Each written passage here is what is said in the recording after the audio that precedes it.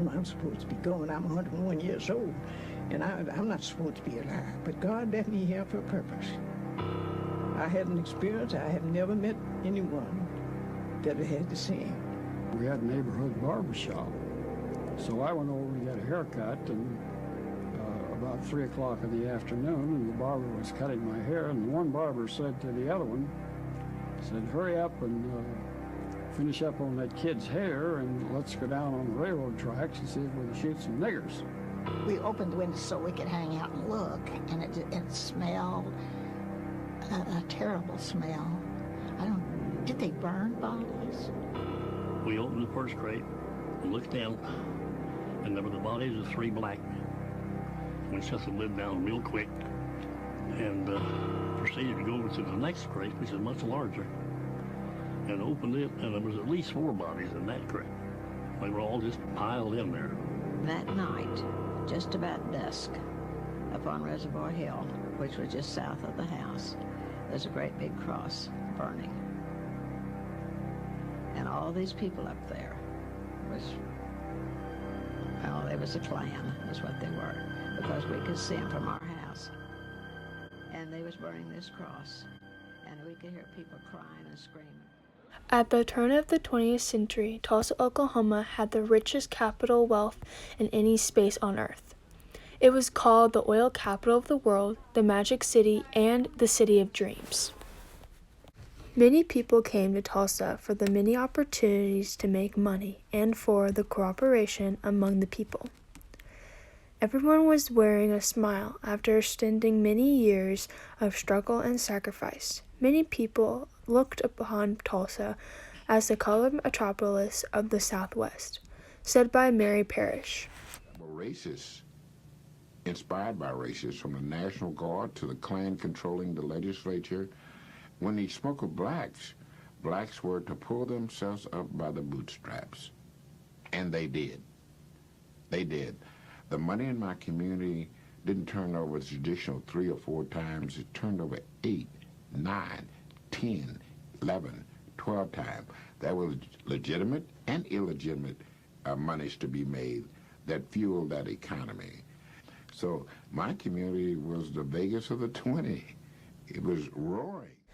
A 19-year-old kid named Dick Rowland worked as a boot shiner in the downtown area. Since there were no restroom facilities, Rowland had permission to use the ones on the top floor of the Drexel building. Dick Rowland didn't look down when he went to get on the elevator, and therefore, because of the unevenness of the 2 floors, he stumbled and started falling, and he reached out to break his fall and touched his operator, and she hollered rape. And so they arrested, the police came and arrested Dick Rowland about 10 o'clock in the morning. And that afternoon, the Tribune came out and told what happened in the Blue Building. And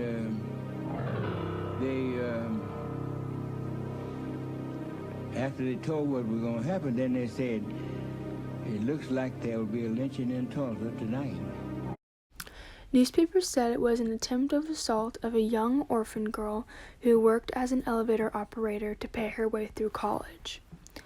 The article said she had scratches on her hands and face, but in reality, she wasn't an orphan, nor did she have scratches or torn clothes. A talk of lynching was going around the city, and by evening, white crowds began to form around the courthouse.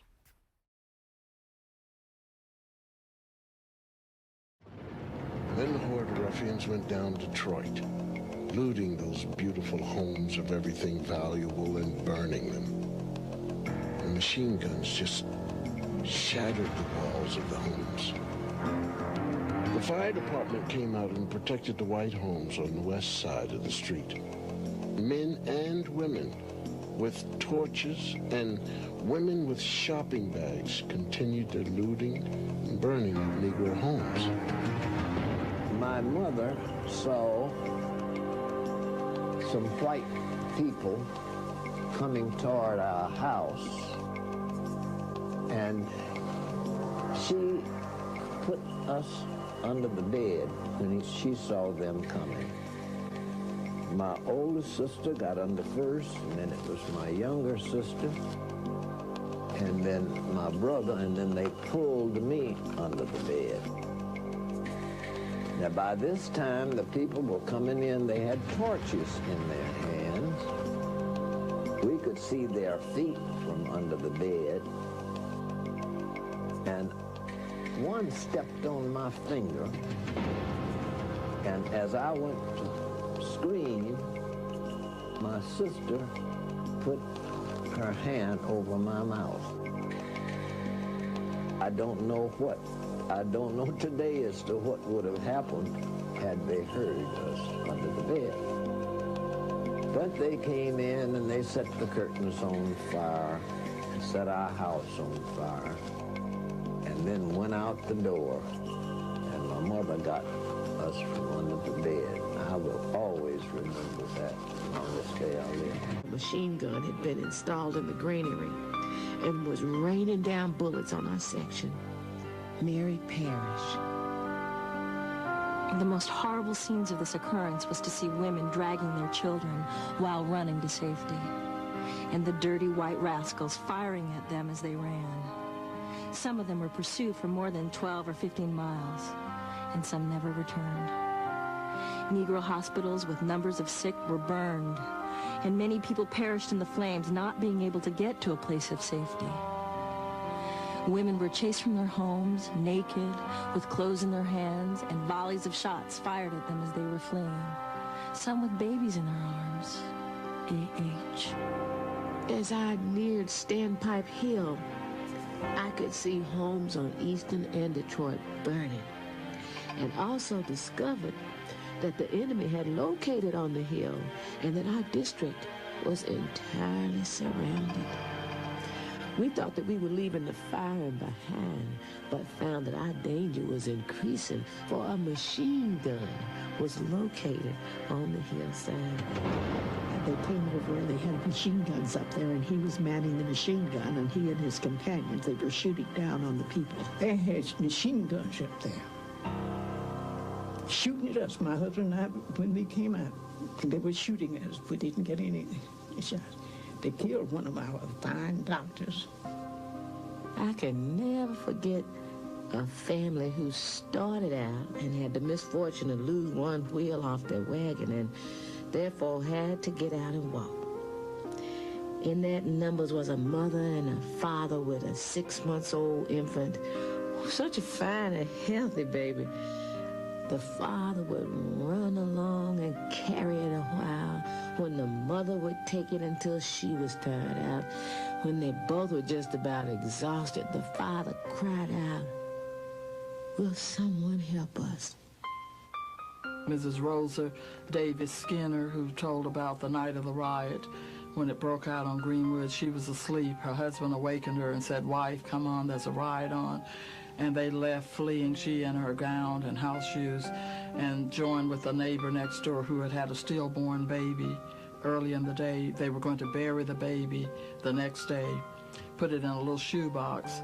And Mrs. Skinner said that while they were running, mobsters shooting at them, bullets zinging at them, people shoving and bumping into each other, this lady dropped that little shoebox. And she got down on her hands and knees to try to find it. And she couldn't, and her husband just dragged her away, said, "You're going to get killed, we've got to go." And he dragged her away, and they never found that little baby. This lady wept when she told me that. She was 98 years old, and that had been 75 years earlier, and she wept and said, "I often wonder what happened to that poor little baby." We both wept.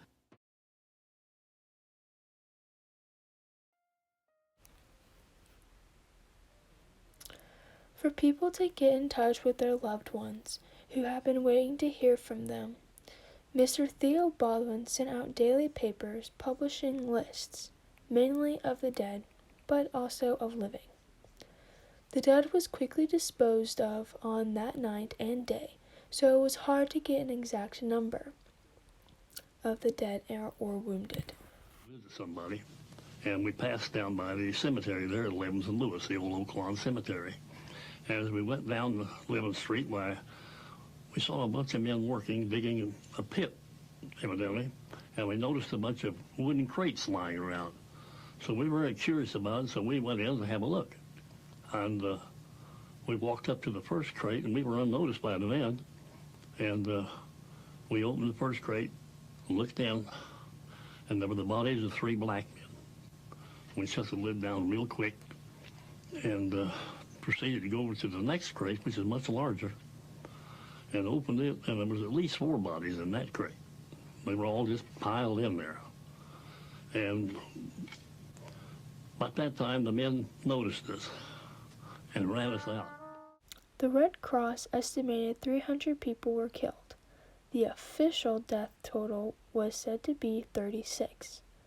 People disposed the bodies at city incinerators, the Arkansas River, and local strip mining pits. I had a friend of mine named Bill Wilbanks, who at that time was a captain in the Tulsa Police Department. And he called me and he said, would you come down to the police academy? I'd like to show you something. And I said, sure. And I dropped down to the police academy, and he was cleaning out some files. And underneath the bottom drawer were several pieces of paper that were clipped together with a rusty paper clip. With the rusted paper clip rusted to the paper, the papers had not been separated in years. What you had was a description of casualties that were what we later referred to as KIAs. And there were 300 plus on these 6 pieces of paper. There is absolutely no question in my mind that of all of the horrible race riots we've had in this country, Watts, 1968, Detroit, 1942, none of them have even approached the casualty levels of Tulsa of 1921.